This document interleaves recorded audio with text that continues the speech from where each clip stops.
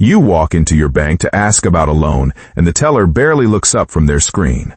Meanwhile, the guy in the suit gets escorted to a private office with coffee and a handshake. What is the difference? It is not about how you dress or how politely you ask. It is about the number in your account. Banks have invisible thresholds, and once you cross them, everything changes. The fees disappear, the interest rates flip in your favor, and suddenly, you are not just a customer anymore. You are someone they want to keep. I spent years watching this system work, and I am going to show you exactly where these lines are drawn and what happens when you cross them. I am Ben, and I've been researching personal finance for years, digging into how banks really operate and what separates people who get ahead from those who stay stuck. I share strategies that actually work for regular people, not just the wealthy. If you are interested in learning how money really works and how to make it work for you, don't forget to subscribe and hit that like button. It really helps me reach more people who need this information. Here is what most people don't realize. Banks operate on a tier system that is almost never discussed openly.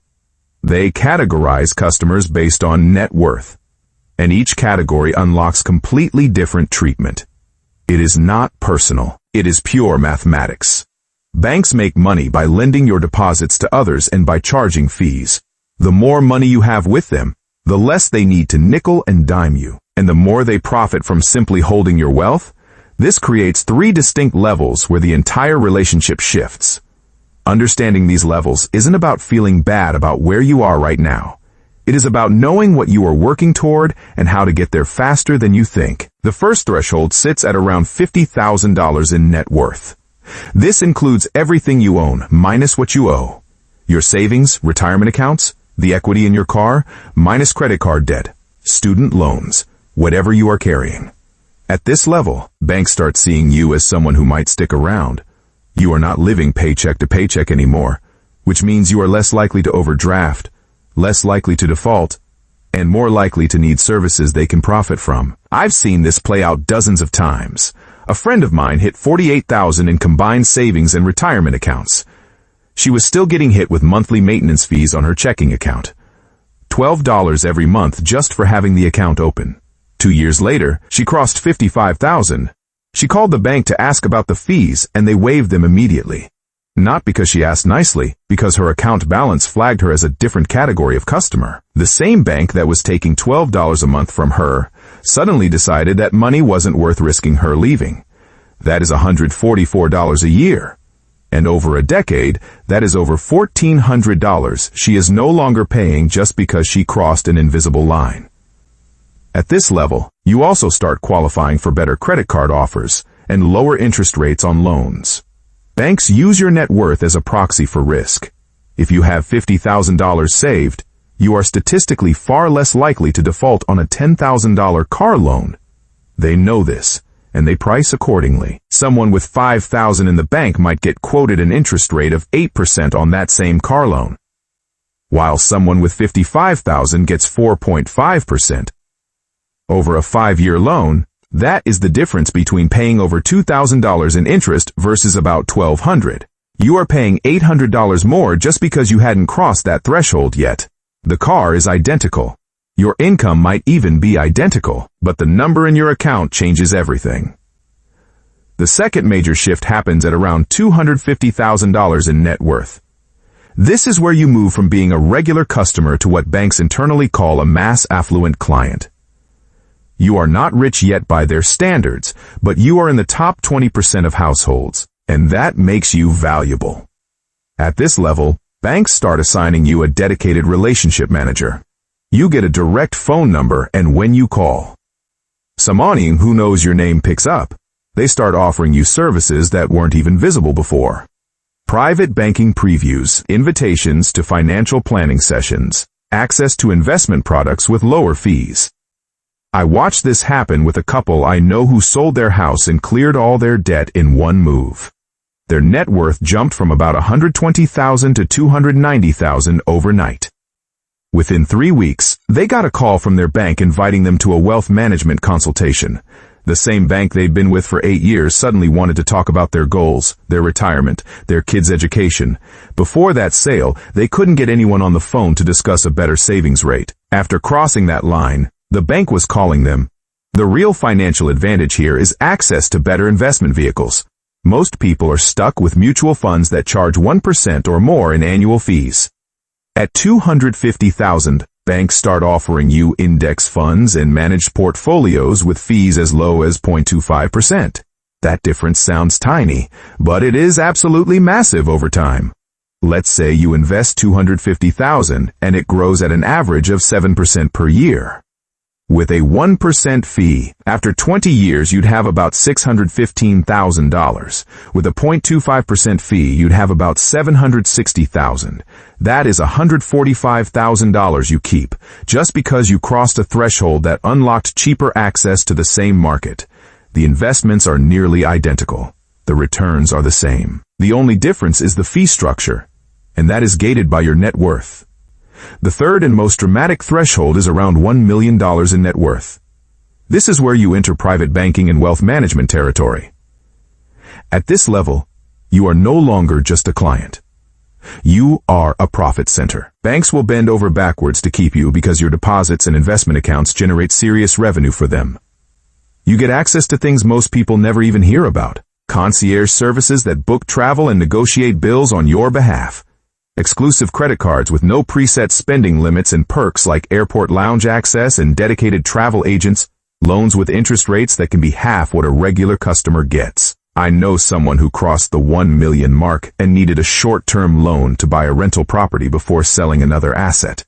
The bank offered him a line of credit at 2.9% interest. His brother, who had a net worth around $150,000, was quoted 6.5% for a similar loan amount from the same bank. Same family, same city, same bank. The difference was purely the account balance. At this level, banks also start offering you OP, opportunities to invest in private deals that aren't available to the general public. Real estate syndications, private equity, venture funds. These aren't necessarily better investments, but they're different options. And having options is power. The bank wants your money working with them, so they open doors that were locked before. You also get estate planning assistance, tax strategy consultations, and introductions to specialists who can help you structure your wealth in ways that minimize taxes and maximize growth. None of this costs you extra. It is all included because keeping you happy keeps your money in their system. Now I know what you are thinking. This sounds great, Ben, but I am nowhere near these numbers. I am trying to figure out how to save $5,000, let alone $50,000 or $1 million. How is this supposed to help me? Here is the thing. Knowing these thresholds changes how you think about your money. It gives you a target.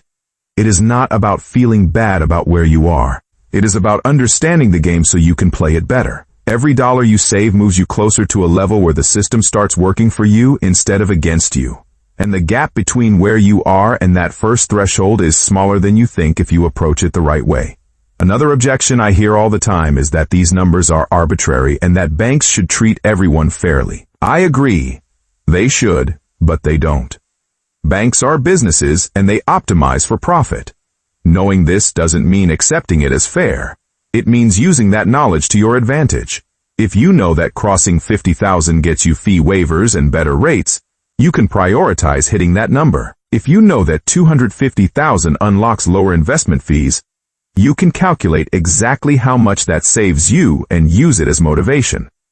The system isn't fair, but it is predictable, and predictable systems can be gamed. So what do you actually do with this information? How do you start moving toward these thresholds without feeling overwhelmed?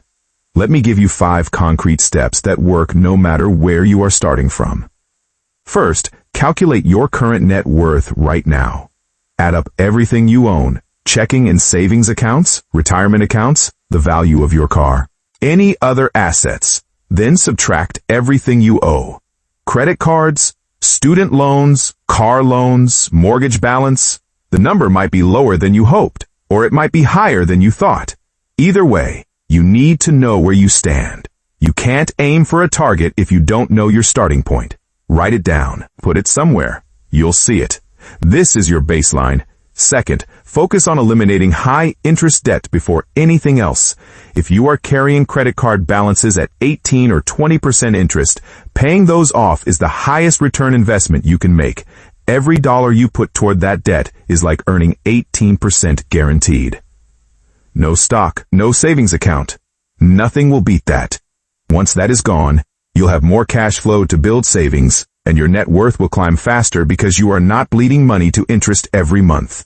Third, automate your savings so you are not relying on willpower. Set up a direct deposit or automatic transfer that moves money into a separate savings or investment account the day you get paid. Start with whatever you can, even if it is $50. The amount matters less than the habit. Once it is automatic, you stop thinking about it, and the account just grows. I've seen people go from zero savings to $10,000 in 2 years just by automating $200 per Pascal Yi check. That is not magic. That is just consistency. Fourth, open a high-yield savings account or a basic investment account if you don't have one already. Regular checking and savings accounts pay almost nothing in interest. High-yield accounts pay 10 to 20 times more. If you have $5,000 sitting in a regular savings account, earning 0.01%, you are making 50 cents a year. Move that to an account earning 4%, and you are making $200 a year.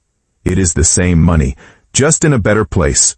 Once you hit a comfortable emergency fund, start moving extra savings into low-cost index funds. You don't need to be an expert. You just need to start. Fifth, track your progress every quarter. Set a reminder on your phone for the first day of every quarter. Sit down for 15 minutes and recalculate your net worth. Watch the number go up. Celebrate the progress, even if it is small. This does two things. It keeps you motivated because you see real movement, and it helps you catch problems early. If your net worth isn't growing, you can look at why and adjust. Maybe you are overspending somewhere. Maybe you need to negotiate a raise. Maybe you need to cut a subscription you forgot about. You can't fix what you are not measuring. Here is the truth. Banks will never announce these thresholds to you. They won't send you a letter saying, "Congratulations, you've unlocked better treatment." But the thresholds are real, and they matter. Every time you cross one, the financial system gets a little easier to navigate. Fees disappear. Rates improve. Doors open. And the best part is that the first threshold, that $50,000 mark, is absolutely reachable for most people within a few years.